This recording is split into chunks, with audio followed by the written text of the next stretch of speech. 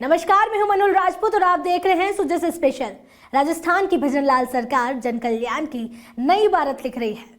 मुख्यमंत्री श्री भजनलाल शर्मा के सशक्त नेतृत्व में प्रदेश विकास की नई रफ्तार पकड़ रहा है।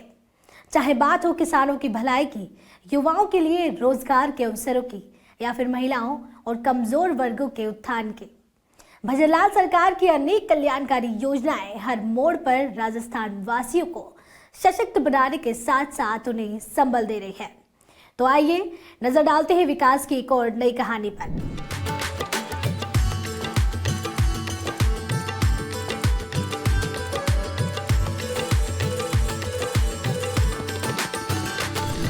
सीकर जिले के प्रसिद्ध खाटू धाम को आधुनिक सुविधाओं से सुसज्जित करने और बढ़ती भीड़ प्रबंधन को लेकर दाता रामगढ़ में महत्वपूर्ण बैठक आयोजित की गई। बैठक की अध्यक्षता एडीएम भावना शर्मा और उपखंड अधिकारी मोनिका सामोर ने की। उप मुख्यमंत्री दिया कुमारी द्वारा हाल ही में स्वदेश दर्शन योजना 2 के तहत किए गए निरीक्षण के बाद जयपुर में गठित कमेटी के सदस्य भी इसमें शामिल हुए। बाबा शाम की नगरी में श्रद्धालुओं की बढ़ती संख्या को देखते हुए यातायात, पार्किंग और सुविधाओं के विस्तार पर व्यापक चर्चा हुई। खाटू धाम जहां प्रतिदिन लाखों श्रद्धालु बाबा शाम के दर्शन के लिए पहुंचते हैं, वहां विकसित होती भीड़ और सीमित सुविधाएं बड़ी चुनौती बनती जा रही है। इस स्थिति को सुधारने के लिए एडीएम भावना शर्मा और एसडीएम मोनिका सामोर ने विभिन्न विभागों के अधिकारियों के साथ विस्तृत बैठक की। पीडब्ल्यूडी, नगरपालिका, पर्यटन विभाग और पुलिस प्रशासन के अधिकारी इस दौरान मौजूद रहे। समिति के सदस्यों ने स्वदेश दर्शन योजना 2 के तहत प्रस्तावित कार्यों की प्रगति पर चर्चा की।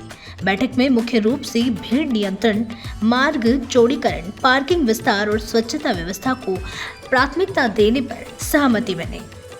नगरपालिका ईओ श्री प्रवीण कुमार ने खाटू धाम में सफाई, पेयजल, शौचालय और सुविधाओं के विस्तार को लेकर अपने सुझाव रखे। वहीं एएसपी श्री दीपक गर्ग ने चारों दिशाओं में बड़े पैमाने पर पार्किंग विकसित करने की आवश्यकता पर जोर दिया, जिससे मेले और विशेष अवसरों पर यातायात सुचारू रह सके। श्याम मंदिर कमेटी अध्यक्ष पृथ्वी सिंह चौहान सहित कई सदस्य बैठक में भी मौजूद रहे और विकास कार्यों पर अपने सुझाव साझा किए।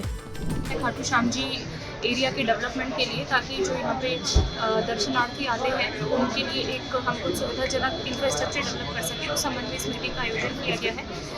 इनिशियली जो पीडी कोड है एजेंसी आरएसआरडीसी की, जिसने इस पर एक डिटेल प्रोजेक्ट रिपोर्ट बनाई थी, जिसमें 2 साइट्स का चयन किया गया था, एक पीडब्ल्यूडी के डंपिंग यार्ड की साइड का और एक 52 बीघा पार्किंग का। वहाँ पर कुछ recreation facilities, museum, food court वगैरह डेवलप करने का प्रपोजल था, along with the parking also. उसका सोल्यूशन ये कि अभी हमने मतलब जो प्रोजेक्ट सेंक्शन हुआ है गवर्नमेंट ऑफ इंडिया से, उसके कुछ स्पेसिफिक पैरामीटर्स होते हैं। अगर उसको हम इंक्लूड नहीं करते हैं तो वो बजट टूरिज्म के पॉइंट ऑफ व्यू से हमारे लिए अवेलेबल नहीं हो पाता है। तो कुछ फंडामेंटल चीज़ें हैं जो हमें उसमें रखनी पड़ेंगी। इसके अलावा ज़्यादा से ज़्यादा कोशिश की जाएगी कि पार्किंग जो एक मेन प्रॉब्लम है और जो अतिक्रमण है उसको हम सॉल्व कर सकें, ताकि जो दर्शनार्थी हैं उनके लिए सुविधा हो सके। एडीएम भावना शर्मा ने निर्देश दिए कि 3 दिन के भीतर पर्यटन विभाग और नगरपालिका संयुक्त रूप से खाटू धाम की वास्तविक स्थिति का आकलन कर संशोधित कार्य योजना प्रस्तुत करें। अधिकारियों का कहना है कि खाटू धाम में बढ़ते श्रद्धालु को ध्यान में रखते हुए सुविधाओं का विस्तार आवश्यक है, ताकि उनकी सुरक्षा के साथ साथ दर्शन व्यवस्था को और बेहतर बनाया जा सके।